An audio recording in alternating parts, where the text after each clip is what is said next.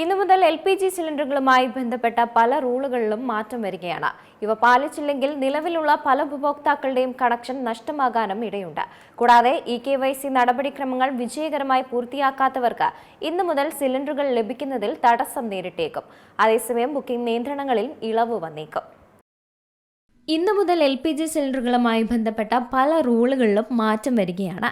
ഇവ പാലിച്ചില്ലെങ്കിൽ നിലവിലുള്ള ഉപഭോക്താക്കളുടെയും കണക്ഷൻ നഷ്ടമാകാനുള്ള സാധ്യതയുണ്ട്.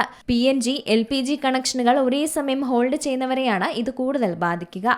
കൂടാതെ EKYC നടപടിക്രമങ്ങൾ വിജയകരമായി പൂർത്തിയാക്കാത്തവർക്ക് ഇന്നു മുതൽ സിലിണ്ടറുകൾ ലഭിക്കുന്നതിൽ തടസ്സം നേരിട്ടേക്കും.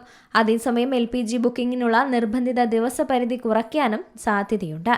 കഴിഞ്ഞ മാസം കേന്ദ്ര സർക്കാർ LPG റൂളുകളുടെ ഭേദഗതി നിർബന്ധമാക്കി മാറ്റിയിരുന്നു. ഇത് പ്രകാരം PNG കണക്ഷനോടൊപ്പം ഇന്ത്യൻ, HP, ഭാരത് ഗ്യാസ് ഇവയിൽ ഏതെങ്കിലും ഗ്യാസ് കണക്ഷൻ ഉണ്ടെങ്കിൽ അത് 30 ദിവസത്തിനകം ഡിസ്കണക്ട് ചെയ്യപ്പെടും. അതേസമയം വോളണ്ടറിയായി LPG കണക്ഷൻ സറണ്ടർ ചെയ്യുന്നവർക്ക് ഒരു കൂപ്പൺ ലഭിക്കും. ഇതുപയോഗിച്ച് ഭാവിയിൽ ആവശ്യമുണ്ടാകുന്ന പക്ഷം അവർക്കൊരു LPG കണക്ഷൻ നേടാനും സാധിക്കും. ഇക്കഴിഞ്ഞ മാർച്ചിലും വിഷയത്തിൽ കേന്ദ്ര സർക്കാർ അറിയിപ്പുകൾ നൽകിയിട്ടുണ്ട്. PNG സൗകര്യം ലഭ്യമായ ഇടങ്ങളിൽ LPG ഉപയോക്താക്കൾ 3 മാസത്തിനകം PNG കണക്ഷനിലേക്ക് മാറണമെന്നാണ് നിർദ്ദേശം നൽകിയത്. ഇങ്ങനെ ചെയ്തില്ലെങ്കിൽ LPG ഡിസ്കണക്ട് ചെയ്യപ്പെടുമെന്ന് ഇത്തരത്തിൽ 3 മാസങ്ങൾക്ക് മുമ്പേ തന്നെ അറിയിച്ചിട്ടുണ്ട്.